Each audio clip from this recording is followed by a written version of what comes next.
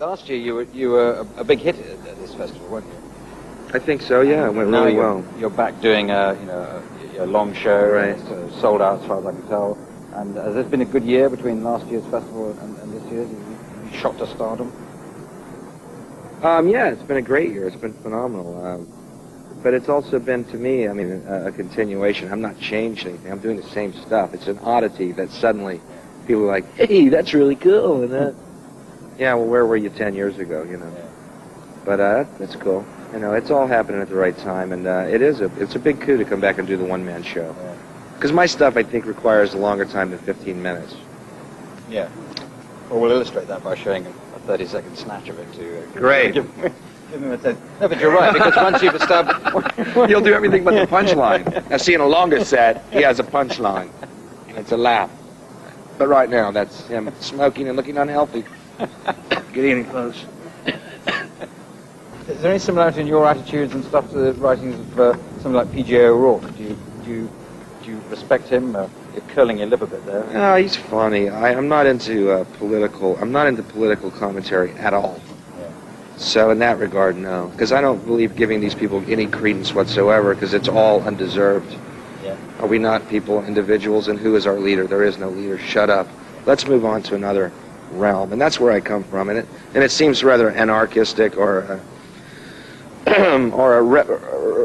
revolutionary or rebellious. Like you're saying, this attitude. How, God, is he a leftist? No. I'm a shockingly unbelievable. I'm me. Yeah. So remove all your little preconceived notions, please. And that's why I can seem rather demonic. He has no shame. Youth culture is supposed to be sex, drugs, and rock and roll, and your act is very much sort of all sex, drugs, and violence. Are those the topics that interest you, or just get the immediate responses? No, they interest me very much so, but I think that they tie into larger issues such as freedom of choice and freedom in general. Yeah. Pretty pompous, I know. You're going, Bill, I did see your show. Oh, well, hey, what's wrong with sex, drugs, and rock and roll, Clive? Come on. Other people go, he was cruel and vicious, and he talked about violence, and he shut up, good deal. These same people read Stephen King novels, all right? And they come to see me and they're shocked. You know what I mean? It's a show. It's a performance. It's a theater. If you don't, what do? Do you go to see, The Grapes of Wrath and complain because the actors didn't wear shoes? They're Okies. They don't have shoes. Yeah. And we were really offended. It's part of the play. Well, people are idiots. Well, that's cut that. I'm not going to argue that. I'm an idiot. I don't want to... I'm not going to argue it. It's a difficult thing. We're not idiots. Okay, I'm not an idiot. The difficulty with stand-up comedy, of course, is that people think you standing there talking, and there's no sort of apparent art form. There's no... Right. There's not a play. It's not a piece of music. It's not a song. It's just you standing there saying what you feel. So that's why people have a very immediate reaction to it. Right. And it is amazing, the visceral emotions that people get from stand-up, and particularly shows with people that are saying something. They get angry, and you're going... And what bugs me, too, though, is they get angry before they hear the punchline. They don't know which way it's going to twist. Great mind, attitude, the whole bag. He works completely for me. This is Bill Hicks, folks. Billy!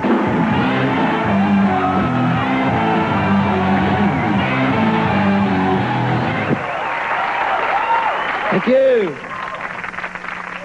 L.A. Yeah. L.A. Only place I've ever seen you can have a drought and a flood at the same time here. Almost every time I'm here, it's pouring down rain. Every time you watch the weatherman, he goes, rained all day today. Didn't help the drought. Back to you, Tom. I got news for you, folks. If water does not solve your drought, you're screwed, all right? There's nothing else coming down the pike that I know of. No anti-drought gel being developed by DuPont. Water was the #1 shoe-in answer. What would solve a drought? Water? Wrong. You're not from around here, are you, boy?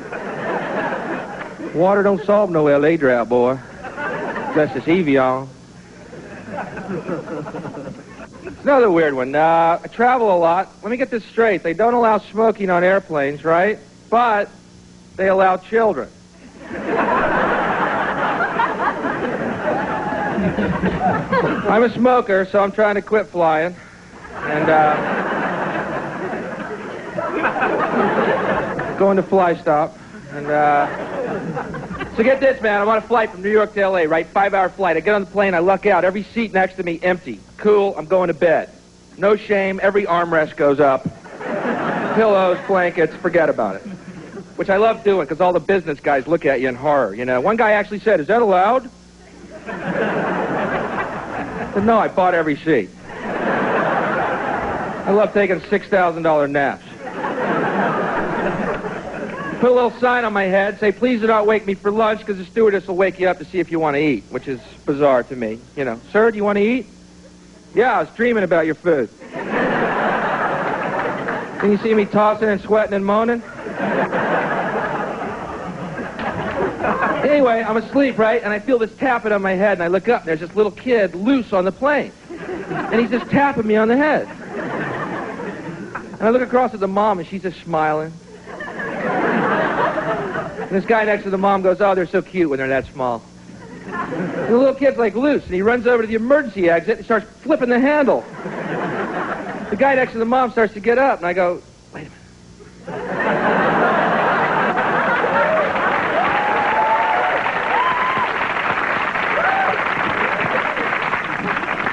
We're about to learn an important lesson here. Well, you're right. The smaller he gets, the cuter he is.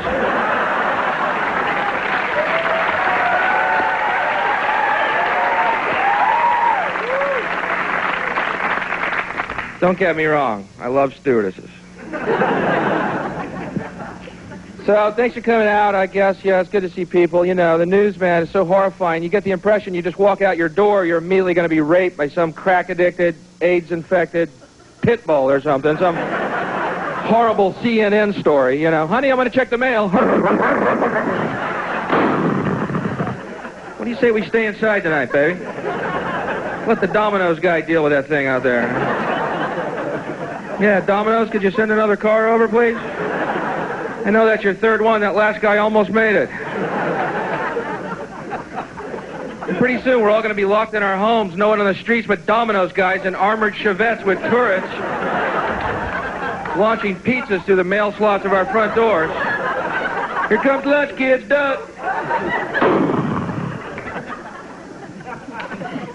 Yeah, the news is horrifying, man. You ever watch CNN longer than, say, 20 hours in one day? Watch the top of the hour. It's the most depressing thing you'll ever do. This half hour: war, death, famine, AIDS, homeless, recession, depression, drought, flood, pit bull, and the Hollywood Minute. Yeah, I went and saw that movie, Basic Instinct, over the weekend. It's a really terrible, terrible movie. And really, it was like a bad Streets of San Francisco episode, you know? And I come to find out all the lesbian sex scenes are cut out of this movie because a test audience was turned off by them. Boy, is my thumb not on the pulse of America. I don't want to seem like Randy Pan, the goat boy, but that's the reason I went to that film, you know.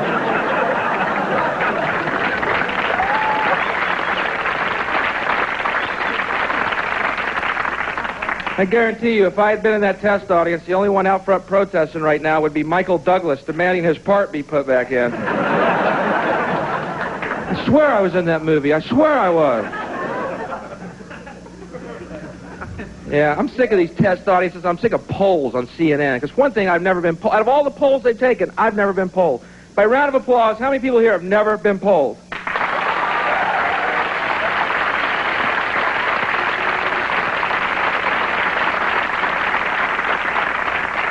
About 90% of you.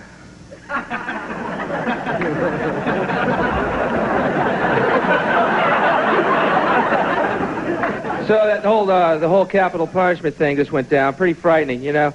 You know, it's weird to me as Christians who are against the death penalty. So after all, if it weren't for the death penalty, we wouldn't celebrate Easter.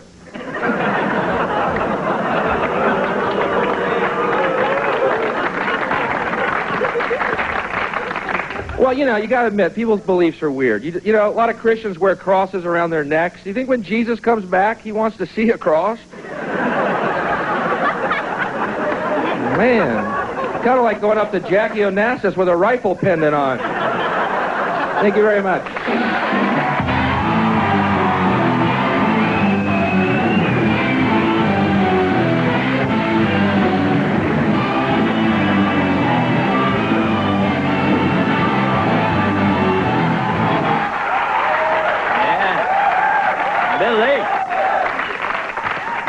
What's with that Showbiz Minute on CNN? What are those two women who host that? It was like some North Beach letter mannequins who took over the station or something. Now, you started stand-up at 14 years old? That's right.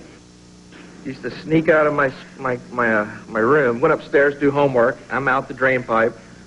My wheelman waiting, and we'd go off to the nightclub to do comedy. Cato, right? It's weird. What's your parents think of it now? Are they happy you started it back then? I'm sure they must have been petrified you were going to become a comedian. But well, I still think they think I'm up in my room, actually. Boy, he's studying hard. Hope they're not watching.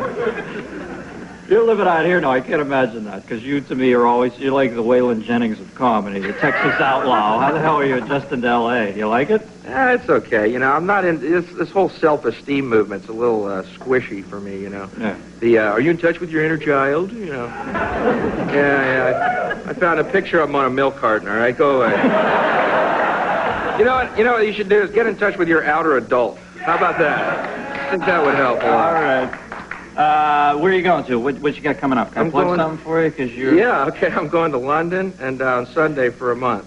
London? Yeah, giggles. No, I'm doing it.